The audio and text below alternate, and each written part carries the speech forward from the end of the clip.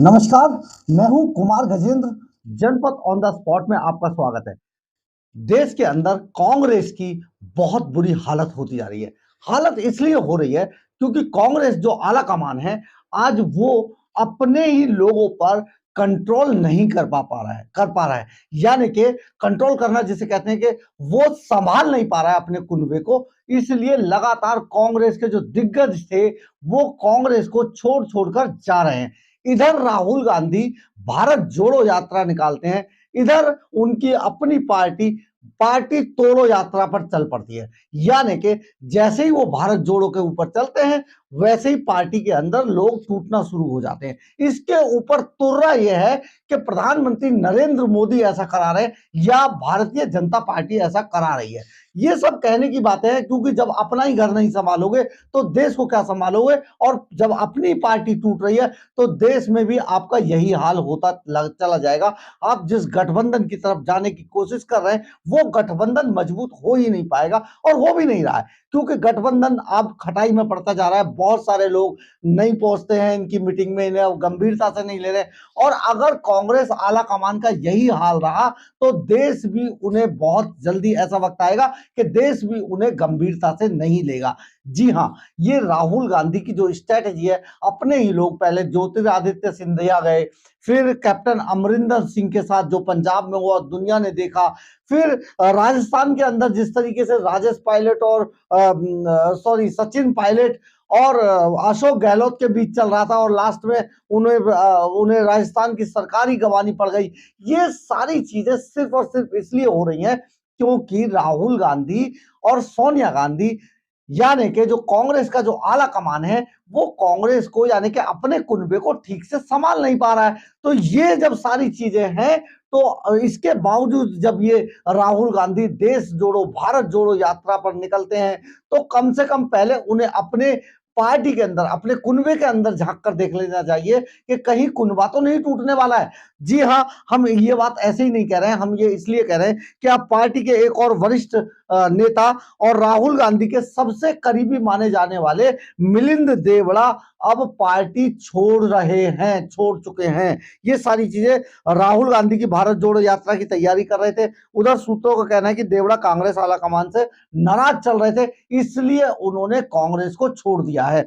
और कांग्रेस को छोड़ने के बाद वो जिस पार्टी में उनके जाने के कयास लगाए जा रहे थे, हालांकि कांग्रेस जो कह रही थी वो ये कह रही थी कि भारतीय जनता पार्टी में जाएंगे और भारतीय जनता पार्टी का दामन थामेंगे वो कांग्रेस को छोड़कर। और प्रधानमंत्री नरेंद्र मोदी ने ये सब सेट किया था या बीजेपी ने सेट किया था कि जैसे ही राहुल गांधी चले तो वैसे ही पार्टी में मिलिंद देवड़ा का इस्तीफा हो जाएगा। लेकिन बताया ये जा रहा है कि मिलिंद देवड़ा जो शिवसेना गुट शिंदे गुट है, शिवसेना का शिंदे गुट जो है वो उसमें जा रहे हैं और सोमवार को एक बड़े ऐलान की घोषणा मिलिंद देवड़ा द्वारा की जा सकती है।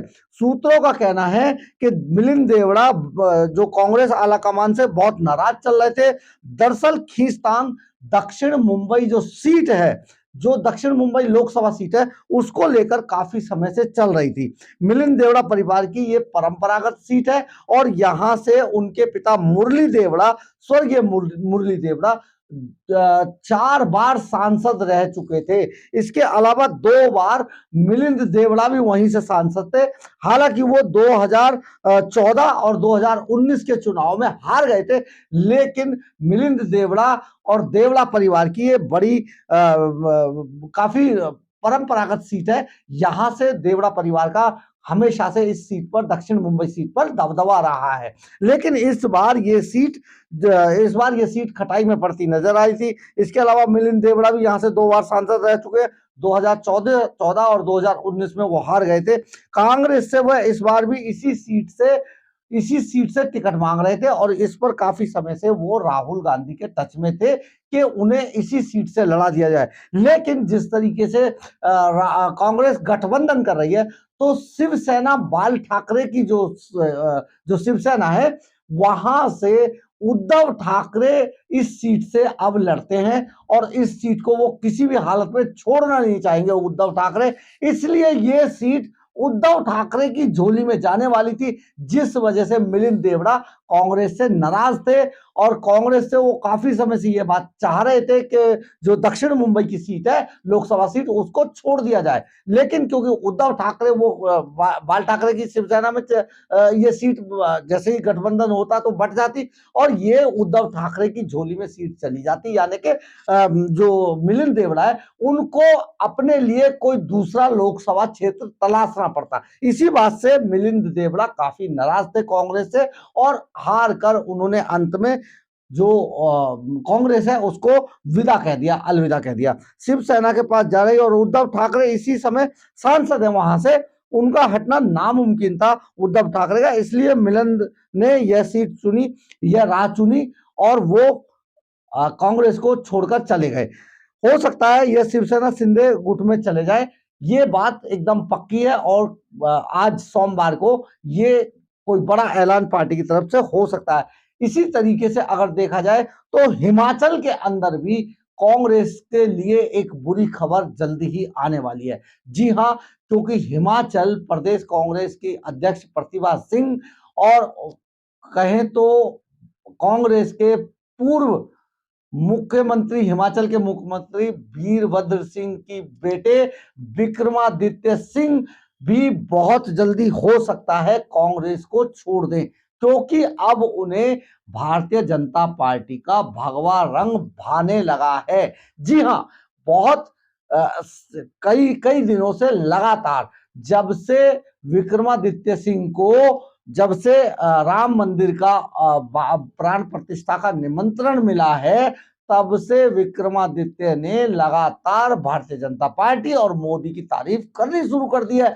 और इस वजह से यह माना जा रहा है कि बहुत जल्दी विक्रमादित्य भी पार्टी को छोड़कर भारतीय जनता पार्टी का दामन थामने वाले हैं। ये कयास लगाए जा रहे हैं, राजनीतिक गलियारों में ये चर्चा है। खुद जो प्रतिभा सिंह है, जो हिमाचल प्रदेश कांग्रेस की अध्यक्ष है, वो भी अपने बेटे के यानी कि विक्रमादित्य सिंह के पीछे खड़ी हुई दिखाई दे रही हैं और वो भी इसको एक अच्छा कदम बता रही है कि राम मंदिर बहुत अच्छा है।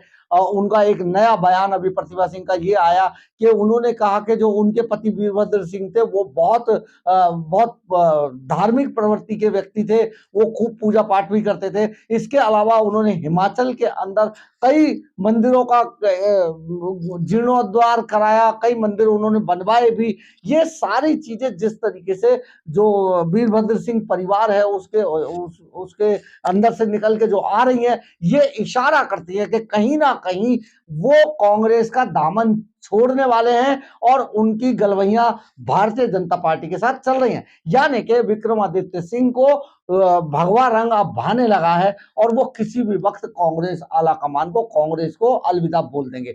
तो जो जिस तरीके का माहौल अब देश के अंदर पनप रहा है, जिस तरीके की चीजें अब हो रही हैं इस टाइम पर, तो राहुल गांधी बजाय देश जोड़ो यात्रा करने के सबसे ज्यादा ध्यान उन्हें पार्टी जोड़ो यात्रा पर ध्यान देना चाहिए। लेकिन क्योंकि वो तो राहुल गांधी हैं, वो बड़ी बातें सोचते हैं अपने लोगों के बारे में, यानी कि कांग्रेस के जो बड़े दिग्गज, जो बड़े छत्रप हैं, उनके बारे में राहुल गांधी के पास सोचने के लिए समय ही नहीं है।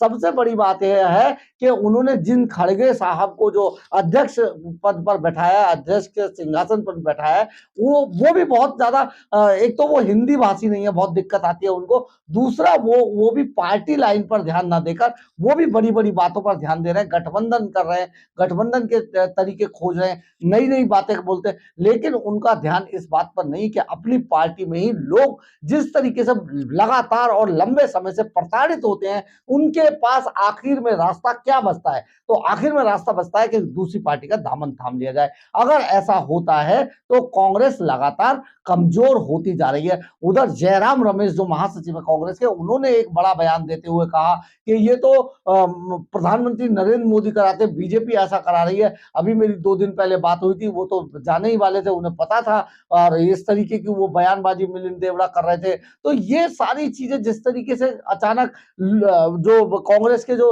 दूसरे दूसरे स्टेप पर खड़े हुए जो नेता हैं वो अचानक एक्टिव हो जाते हैं, जैसे दिग्विजय सिंह है, जयराम रमेश हैं, वो अपनी ही एक अलग तरीके की बयानबाजी कर लेते हैं। लेकिन कांग्रेस पर कोई ध्यान नहीं दे रहा है कि आखिर कांग्रेस के लोग टूटकर दूसरी पार्टियों में क्यों जा रहे हैं। अगर कांग्रेस को बचाना हो तो राहुल गांधी को पहले अपनी पार्टी पर, अपने कार्यकर्ताओं पर और अपने पार्टी के नेताओं पर ध्यान देना होगा। लेकिन राहुल गांधी हैं वो ऐसा नहीं करते हैं, वो बड़ी बात सोचते हैं, लंबी लंबी यात्राएं करते हैं, इससे देश जोड़ते हैं, वो पार्टी जोड़ने से उनको ज्यादा मतलब नहीं है।